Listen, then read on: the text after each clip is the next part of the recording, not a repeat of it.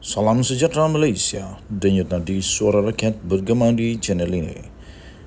Jangan lupa tekan butang subscribe, like dan share. Malaysia kita punya, cintai Malaysiaku, kita jaga kita.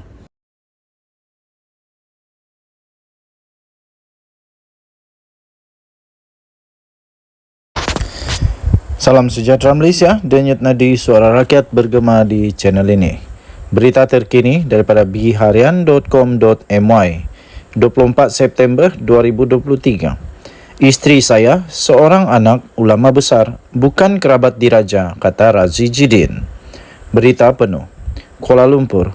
Bekas Menteri Pendidikan Datuk Dr. Razi Jidin pada hari ini secara terbuka memperkenalkan isterinya selepas kedua-dua mereka dikaitkan dengan satu dakwaan yang sedang tular di media sosial sekarang ini berhubung dengan kes rasuah bagi projek percetakan buku bernilai kira-kira 80 juta ringgit Malaysia.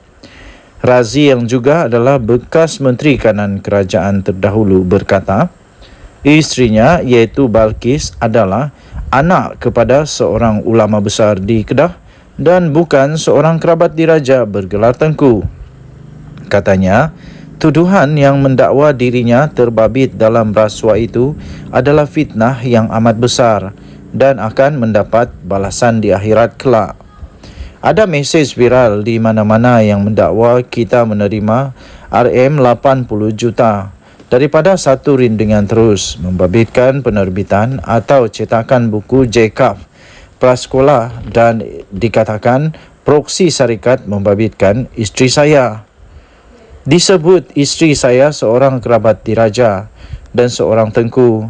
Jadi saya mau jelaskan di sini, isteri saya bernama Balkis binti Datuk Sheikh Haji Zakaria bin Haji Ahmad Wan Besar, katanya.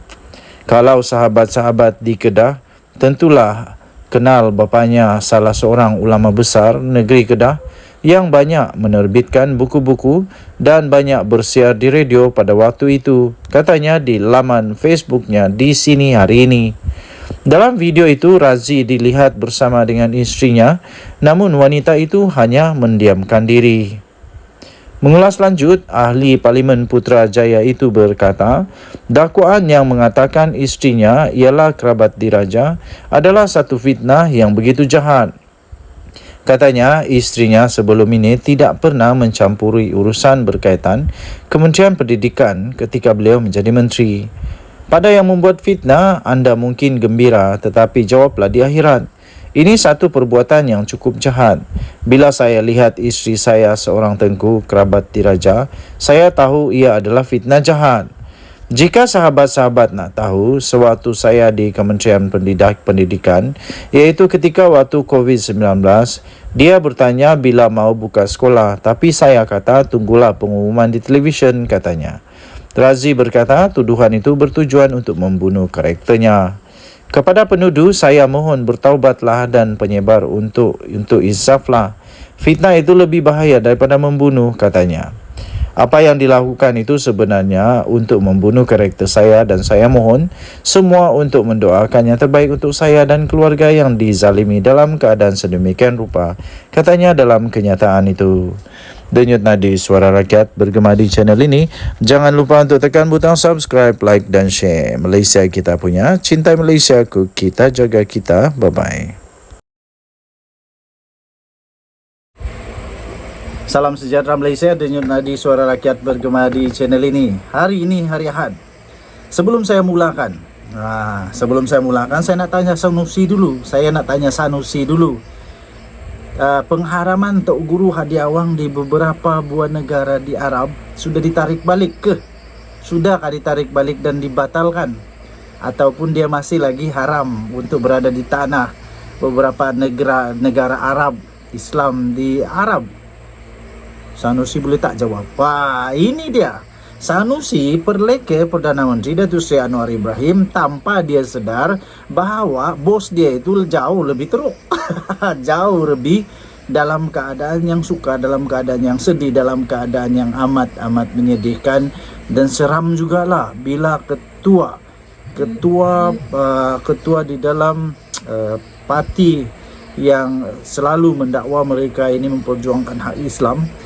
Tapi rupa-rupanya dia ini, walaupun dia tok guru, tapi rupanya baru kita tahu ada beberapa buah negara Islam di dunia ini, di tanah Arab pula tu, yang mengharamkan hadiah wang. Wow, sudah kena tarik balik kah? Sanusi sila jawab. Sudah kena tarik balik kah pengharaman itu? Kalau sudah, okeylah. Sanusi baru-baru ini telah memperlekehkan Perdana Menteri ketika beliau menyatakan kenyataan negara di New York. Dia nak perlekeh Perdana Menteri, tapi dia tak sedar. Saya nak tanya saja. Muhyiddin pernah tak buat kenyataan, atau Muhyiddin pernah tak buat khutbah Jumaat di New York? Tak apalah, kita jangan tanya Muhyiddin lah. Kita tanya Tok Guru Hadi Awang lah. Kan Tok Guru Hadi Awang ni orangnya hebat. Pernah tak buat khutbah Jumaat di New York? Pernah tak? Sanusi lagi tak pernah lah. Lagi kesian sekarang ni Muhyiddin tak akan ada peluang pergi sana. Kerana apa? Dia punya pasport kena pegang, tak boleh keluar negara. Jadi Menteri Besar Kedah Datuk Seri Sanusi janganlah memperlekehkan Perdana Menteri. Tapi yang saya tahu Perdana Menteri telah menerima 9 kali tepukan gemuruh, tahu? 9 kali. Muhyiddin ada tak pernah buat sana? Hadi Awang ada tak? Sanusi ada tak? Kalau tak ada, janganlah nak besak kepala, nak perasan kata rasanya diri itu lebih baik. Tak lebih baik manapun. Beliau yang juga adalah ketua pengarah pilihan raya PN berkata situasi Dewan yang lengang ketika Anwar berucap menyampaikan kenyataan negara malam semalam cukup memalukan. Malu apanya? At least dia bolehlah bercakap di sana. Kenapa? Hadi Awang pernah bercakap di sana? Muhyiddin Yassin pernah bercakap di sana? Pernah. Sanusi pernah tak pergi sana? Sanusi pernah tak pijak Dewan tu? Tak pernah, tak payah cakap. Buat malu je. Nak buat perbandingan dengan Datuk Seri Ismail Sabri Yaakob dengan ucapan PM10, apa bezanya? Dia kata pada waktu ucapan Datuk Seri Ismail Sabri Yaakob, nak kena tahu waktu itu dia cakap tentang apa. Sanusi ni cakap sembarang cakap je. Waktu itu sesi apa? Jadi mungkin waktu itu ramai. Tuan-tuan dan puan-puan yang dihormati sekalian, dia kata kenapa tak ada orang datang? Sebab dia kata orang bohong apanya? Jadi daripada dengar lebih baik keluar, dia kata. Ingat tak baru-baru ini di Dewan Rakyat siapa yang keluar Dewan? Macam budak-budak lah saya tengok. Sikit-sikit koyak. Habis kalau semua keluar Dewan, siapa nak dengar? Tapi sebenarnya bagus jugalah pihak pembangkang ni keluar. Senang lah kerja Datuk Seri Anwar Ibrahim. Untuk buat pembentangan. Tak apalah kalau semua tak mau ganggu lagi, bagus. Senang cerita, senang kerja Datuk Seri Anwar Ibrahim. Okey, tak apa. Lain kali semua pembangkang tak payah masuk Dewan, lagi bagus. Tak payah masuk Dewan. Kita tengoklah apa terjadi. Yang kesiannya ialah tempat-tempat parlimen yang mereka jadi wakil. Apabila mereka keluar, tak adalah suara mereka. Jadi minta pula gaji. Nanti sekarang bila tak ada peruntukan, terpaksa pergi kenduri orang mati, buat sedekah pakai duit sendiri. Habis selama ni YB kami pakai duit apa?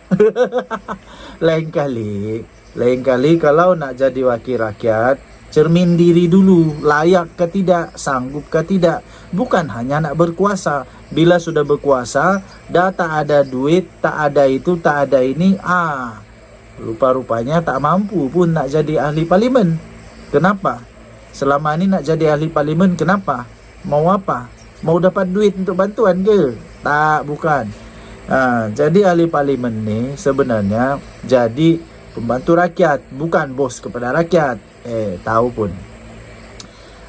Tuan-tuan dan puan-puan yang dihormati sekalian, Sanusi memperleke Perdana Menteri ketika dia berucap pada ceramah perdana kempen pilihan rakyat kecil PRK di Undangan Negeri Pelangai di Dataran Purnama Simpang Pelangai di Bentong malam tadi. Ceramah itu disiarkan secara langsung pada akun Facebook TV PAS. Hadir sama adalah Presiden PAS Tan Sri Abdul Hadi Awang, Pengurus CPN Pahang Datuk Sri Saifuddin Abdullah, Pesuruhjaya PAS Pahang Rosli Abdul Jabbar dan Pengurusi Mufakat Nasional Tan Sri Anwar Musa.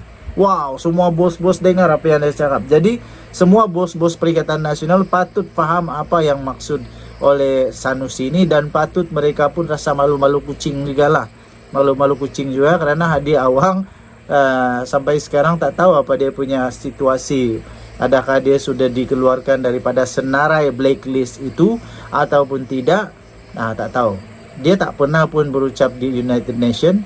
Dia tak pernah pun pergi bagi ceramah ataupun khutbah Jumaat dekat New York, tak pernah. Anwar saja pernah. Semua yang datang ini pun tak pernah. Jadi tuan-tuan dan puan-puan, pada pendapat saya, untuk berkempen lebih baik bagi tahulah manifesto yang bagus, bukan cuba untuk perleke orang, nanti kena sendiri. Sekarang ni dah kena batang hidung sendiri. Apa nak jadi, malu jugalah. Okey. Jadi walaupun begitu kata Sanusi, khutbah itu rukun. Kalau bukan rukun, rasanya tak ada yang nak dengar dia di masjid pun, katanya. Yalah, betul juga. Tapi itulah saya nak tanya juga. Kalau khutbah, pernah tak Hadi Awang pernah berkhutbah di sana? Tak pernah. Pernah tak Sanusi pergi sana? Tak pernah. Tak apalah, Sanusi perlu jawab saja. Apa status Tok Guru Hadi Awang sekarang di beberapa negara Arab yang telah blacklist dia? Apa status? Itu saja kita nak tanyalah. Okey, Denyut Nadi Suara Rakyat bergema di channel ini. Jangan lupa tekan butang subscribe, like dan share. Bye.